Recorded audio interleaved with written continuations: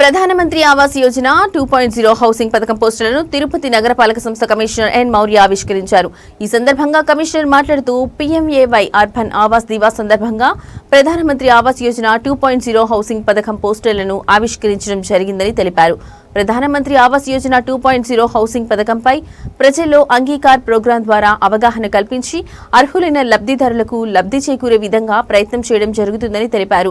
ఇప్పటికే ఇల్లు నిర్మించుకున్న లబ్ధిదారులు పీఎం సూర్య ఫర్ ముఫ్త్ బిజిలీ యోజన పథకం కింద ప్రభుత్వం సబ్సిడీతో సోలార్ ప్యానెల్ ఏర్పాటు చేసుకోవాలని తెలిపారు.